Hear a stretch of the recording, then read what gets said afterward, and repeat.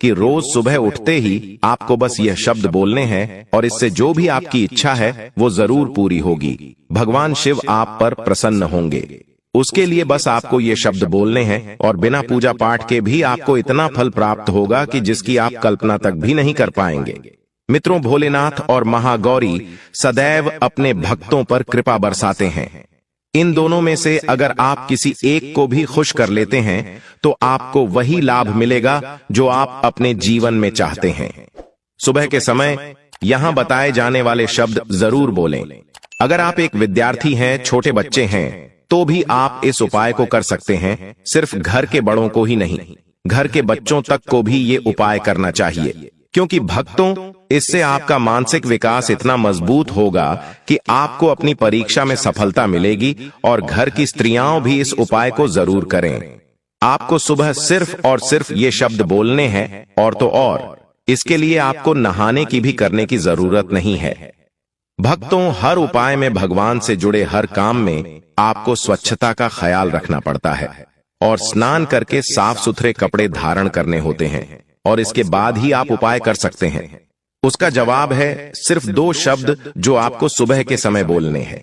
अगर स्त्रियां यह उपाय करती हैं, घर में कोई नई नवेली दुल्हन है, वो सुबह के समय ये शब्द बोलते हैं, तो आपके यहां उत्तम संतान जन्म लेगी और आपके घर के लिए बहुत ही भाग्यशाली सिद्ध होगी।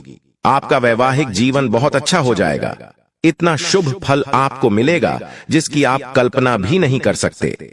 इसी तरह बड़े बुजुर्ग दीर्घायु और अच्छे स्वास्थ्य के लिए और व्यापारी वर्ग अपने व्यापार को बढ़ाने के लिए इस उपाय को कर सकते हैं। और भक्तों, अगर कोई व्यक्ति अपने जीवन को उत्तम पढ़ने के लिए और किसी इच्छा की पूर्ति के लिए कोई उपाय चाहता है, तो वो इस इच्छा पूर्ति शब्दों का जप सुबह के समय जरूर करें। निश्चित तौर पर आपको भोलेनाथ की कृपा जरूर मिलेगी। भगवान शंकर का आशीर्वाद उस व्यक्ति को प्राप्त होता है और आपके जीवन में हर तरह की सफलता आपको मिलती है। मित्रों, आपको करना बस यह है कि सुबह उठकर सबसे पहले देवताओं का ध्यान करना चाहिए। उसके अलावा आपको अपने दिन की शुरुआत देवताओं की पूजा पाठ से ही करनी चाहिए, ताकि आपको उसका सही और शुभ फल मिले और आपको आपके जीवन के अंदर अच्छे काम देखने को मिले। आपको सुबह दोनों हाथ जोड़कर ये शब्द बोलने हैं, जो कुछ इस तरह है। ओम जू समाम पालय पालय सेस। जू ओम लघु महामृत्युंजय मंत्र है। इस मंत्र के जप से आपकी कुंडली में भी अगर कोई दोष है तो उसमें भी कमी आती है। इसके अलावा अपने दोनों हाथों की हथेलियों को जोड़कर इस मंत्र का जप करना चाहिए। मंत्र है, कराग्रे वसते लक्ष्मी कर मध्य सरस्वती, करमूले तु गोविंदः प्रभाते। कर दर्शनम। आप चाहे तो दोनों में से कोई एक उपाय भी कर सकते हैं और चाहें तो दोनों उपाय भी कर सकते हैं। इसका अर्थ है, हाथ के अग्रभाग में मां लक्ष्मी, मध्य में सरस्वती तथा मूल में गोविंद का वास होता है और वो हमारे सारे कार्य बनाते हैं। इसी तरह हमें अपने सुबह की शुरुआत करनी चाहिए ताकि हमारा समय अच्छा बीतेगा। इस दिन यानी 19 अगस्त सावन सोमवार पर बहुत सारे विशेष शुभ योग का निर्माण हो रहा है। दोस्तों, कई ग्रह नक्षत्र का एक साथ मिलन होने के कारण इस दिन कई सारे राजयोग सिद्ध का भी निर्माण हो रहा है और इस दिन ब्रह्मा नामक योग बन रहा है और सिद्ध नामक योग भी बनेगा। दोस्तों, भगवान शिव शंभू को सावन सोमवार का महीना बहुत ही प्रिय है और इस दिन अगर आप यह एक चीज खा लेते हैं तो पूरे साल आपको पैसों की किल्लत नहीं झेलनी पड़ेगी। जीवन में खूब धन संपदा आएगी और भोलेनाथ की कृपा आपके ऊपर सदैव बरसती रहेगी। इस दिन आप कुछ करें या न करें, पर 19 अगस्त सावन का आखिरी सोमवार के दिन यह फल जरूर खा ले। दोस्तों, शिव पुराण के अनुसार माना जाता है कि सावन सोमवार पर व्रतधारी को धतूरा अवश्य खा लेना चाहिए।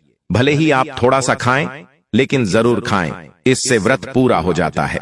इस दिन धतूरा खाने से संपूर्ण फलों की प्राप्ति हो जाती है। अगर आप धतूरा नहीं खाते हैं तो इसे थोड़ा बहुत छक लें। दोस्तों, कहते हैं कि जब भोलेनाथ ने गले में विष धारण किया था तो आदि शक्ति मां के कहने पर देवताओं ने भगवान शिव के सिर पर भांग, धतूरा, बेलपत्र आदि रखा और निरंतर जल अभिषेक किया था, जिसकी वजह से उनके मस्तिष्क का ताप कम हुआ था और उस समय से ही भोलेनाथ को भांग धतूरा चढ़ाया जाता है। और यह बात भोलेनाथ के भक्तों में बहुत कम लोगों को ही पता है कि इसी कारण शिवलिंग पर भांग धतूरा चढ़ाया जाता है।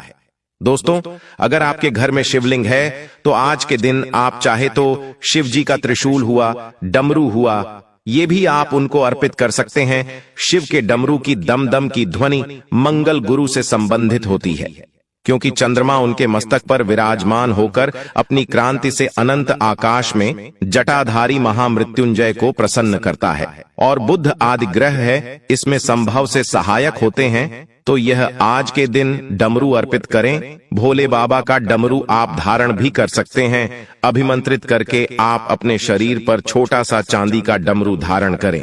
आज के लिए बस इतना ही मित्रों। अगर आपको यह वीडियो पसंद आया है तो वीडियो को लाइक करिएगा, दोस्तों को शेयर जरूर करिएगा।